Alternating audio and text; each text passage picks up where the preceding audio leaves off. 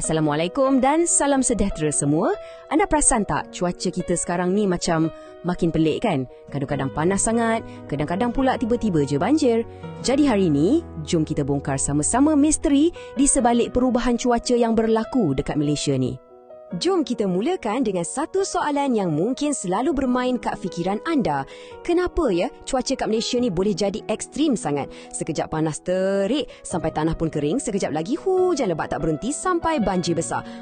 Apa sebenarnya yang berlaku? Sebenarnya, puncanya boleh kita ringkaskan dalam 3 langkah mudah.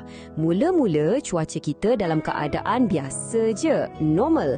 Lepas tu, tiba-tiba dia diganggu oleh satu fenomena cuaca yang besar, bertaraf global. Nah, gangguan inilah yang akhirnya buat cuaca dan iklim kita berubah jadi tak menentu.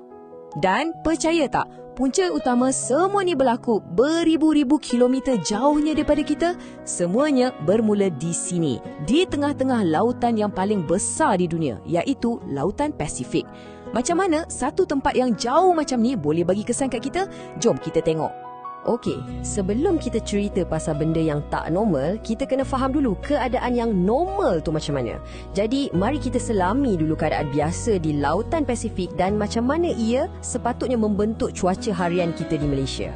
Baik, dalam keadaan biasa, ada satu angin kuat yang kita panggil angin timuran.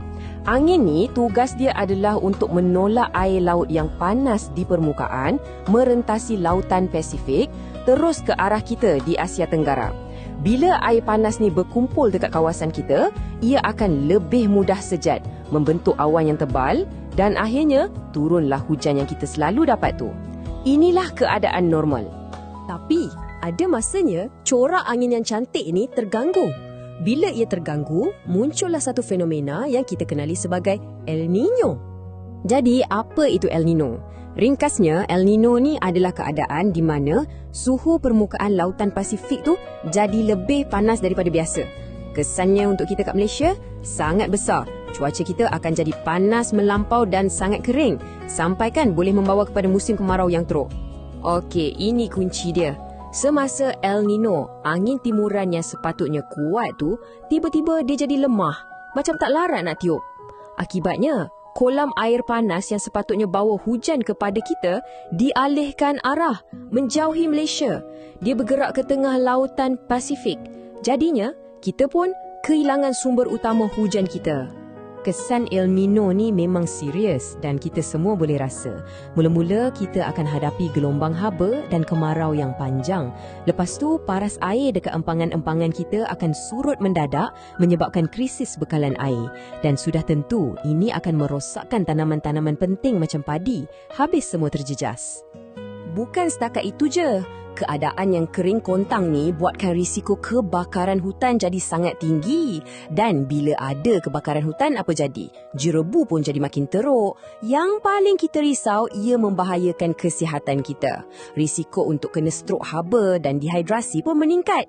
Okey, kita dah faham pasal El Niño yang panas kering. Sekarang, jom kita beralih kepada kembarnya yang berlawanan sifat, iaitu La Nina. Kita tengok macam mana pula senario yang dia bawa. La Nina ni, dia betul-betul terbalik daripada El Niño. Kalau tadi, laut jadi panas, masa La Nina, suhu permukaan laut jadi lebih sejuk daripada biasa. Ini mewujudkan satu keadaan yang sangat-sangat sesuai untuk pembentukan awan hujan gergasi dekat kawasan kita yang akan membawa hujan yang luar biasa lebat dan akhirnya banjir besar. Punca dia, kita boleh nampak dengan jelas dekat sini. Semasa La Nina, angin timuran tu bukan setakat kuat, tapi dia jadi lagi kencang daripada biasa. Angin ni akan tolak air panas dengan lebih banyak lagi untuk berkumpul dekat negara kita. Hasilnya, pembentukan awan hujan berlaku secara besar-besaran, macam kilang awan. Impaknya kita akan rasa dengan cepat. Hujan lebat akan turun tanpa henti, berhari-hari. Ini akan buatkan paras air sungai dan empangan naik dengan sangat mendadak. Dan akhirnya, terjadilah banjir besar yang sering melanda banyak kawasan, terutamanya di negeri-negeri pantai timur. Bencana banjir ni kita tahu akan menyebabkan kerosakan yang teruk. Banyak rumah dan harta benda musnah, jalan raya dan jambatan rosak dan sudah tentu kehidupan harian kita semua terganggu. Sekolah terpaksa ditutup, perniagaan pun tak boleh beroperasi. Okey, supaya anda lebih senang nak ingat perbezaan antara dua fenomena ni, jom kita letakkan El Nino dan La Nina sebelah menyebelah. Kita bandingkan terus ciri-ciri utama dia. Okey, cuba kita tengok jadual ni. Sangat jelas kan, El Nino dengan La Nina ni memang dua kuasa yang berlawanan. Satu panas, satu sejuk. Masa El Nino, laut jadi lebih panas, angin jadi lemah, cuaca kita pun panas dan kering. Kesan utama, kemarau dan jeribu. La Nina pula sebaliknya. Laut jadi lebih sejuk, angin sangat kuat, cuaca kita jadi lembap dan hujan lebat. Kesan utama, banjir besar. Memang betul-betul terbalik. Jadi, bila kita dah faham pasal El Nino dan La Nina ni, soalan seterusnya, apa yang kita sebagai rakyat Malaysia boleh buat untuk bersedia menghadapi cuaca-cuaca ekstrim ni?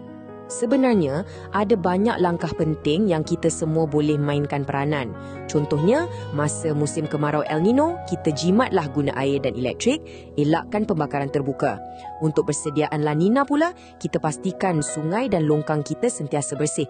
Dan yang paling penting, tanam lebih banyak pokok. Setiap usaha kecil kita ni sangat bermakna.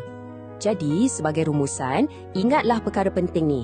Perubahan cuaca ekstrim yang kita alami di Malaysia, sama ada kemarau yang panas membakar ataupun banjir besar, semuanya berpunca daripada dua fenomena global ini, iaitu El Nino dan La Nina.